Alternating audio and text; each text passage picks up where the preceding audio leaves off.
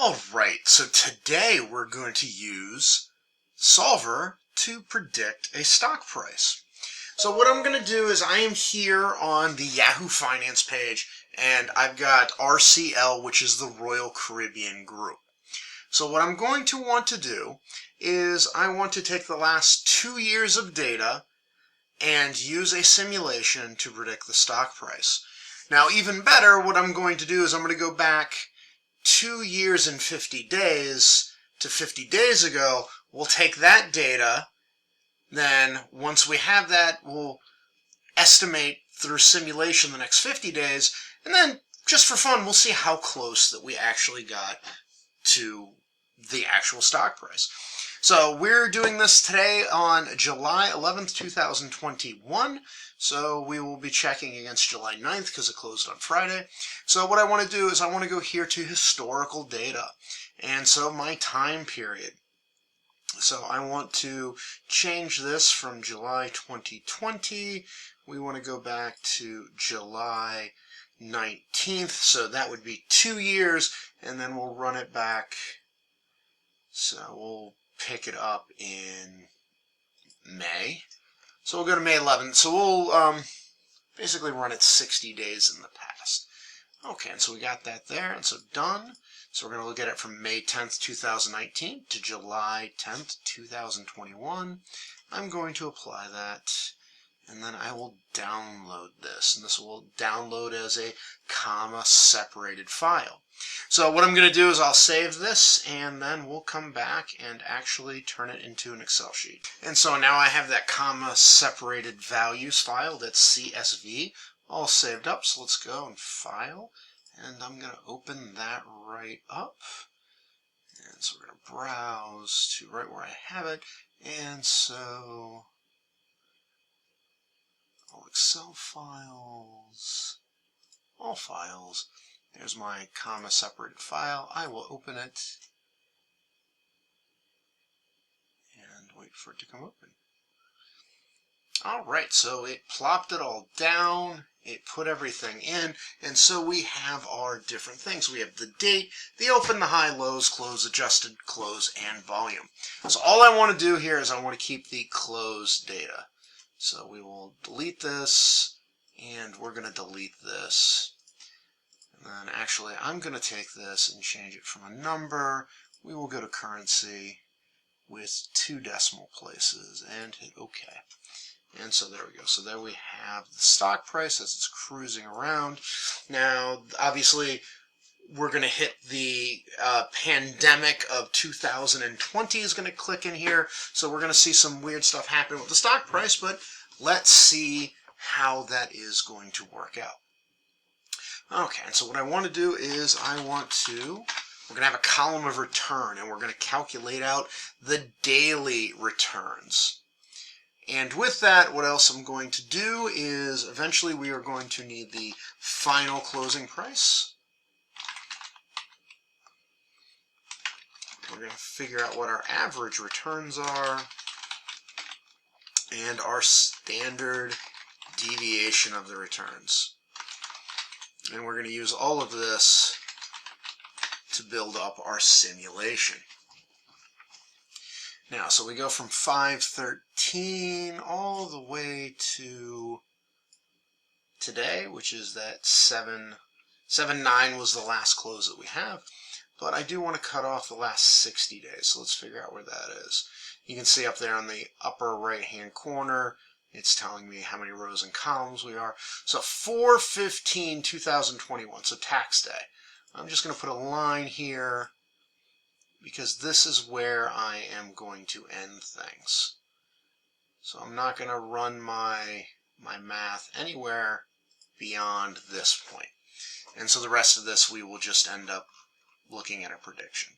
So I'm going to delete everything except the very last day, because that's what we're going to compare against. We're going to see how we are.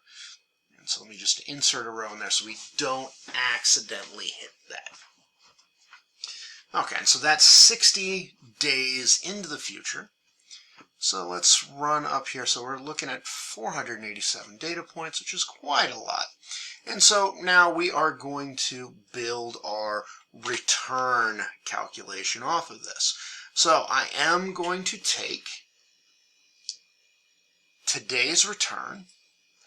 I'm going to, today's close. I'm going to subtract yesterday's close.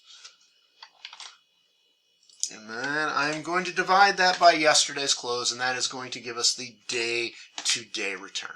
So in this case, between 5/13/2019 and 5/14/2019, we had a return of positive 0.0138, or if we wanted to put that into percentage, we had a 1.39% return. And so we can have this in percentage or decimals. It doesn't really matter. I'm actually going to leave it in decimals just because it'll make it a little bit easier when we go to do everything else. So let's just show that.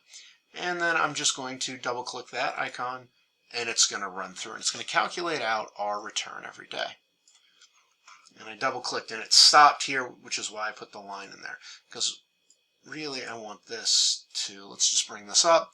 This is what we're going to compare to, just as a fun little thing to see how close our prediction is going to get by the use of simulation.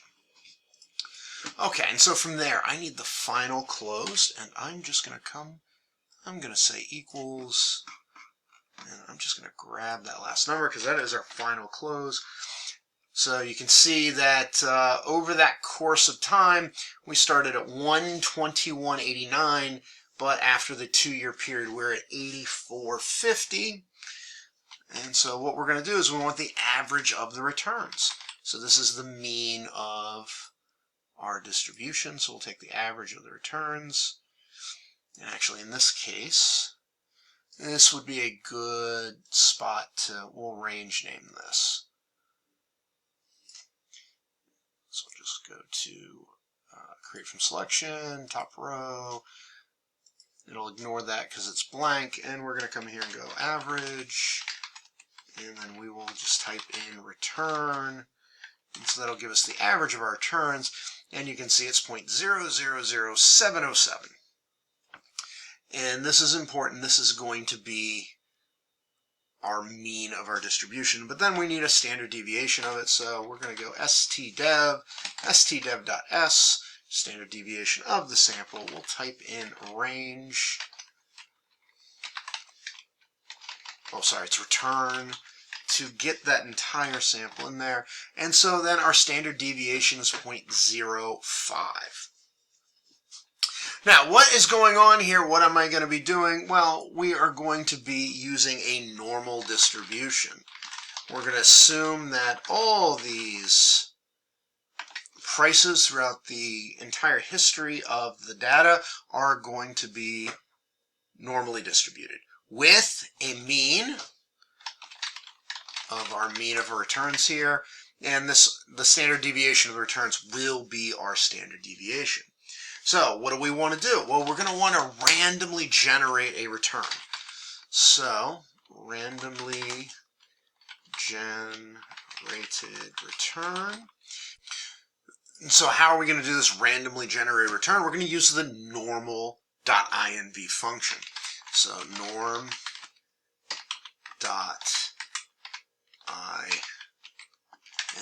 So that's our norm.inverse function. So our norm.dist function, we put in a number, we give it the mean and standard deviation, it will pop us out the percentile. Using the norm.inv function, what happens is we'll put in a percentile, define what the normal distribution looks like using our two parameters, the mean and the standard deviation of the returns, and it will give us out a number.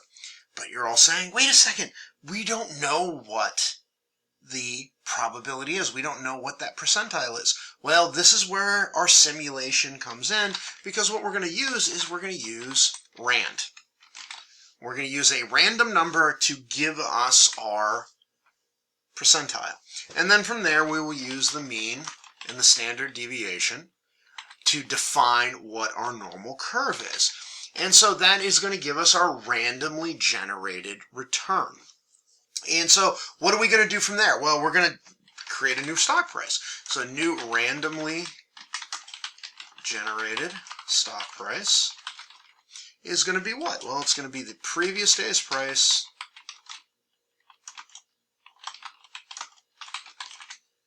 and then we'll add to that, actually not add to it, we're going to take that price and we're going to multiply it by 1 plus the new return. And that is how we're going to make our simulations, and we're just going to run that down for every day in the future. And so, as I said, we're going to do 60 days in the future, and we will run, to begin with, we're probably going to run 500 trials, and then maybe we'll see what happens at 1,000 trials. We'll just see where we end up. But we're going to be doing that in the next video.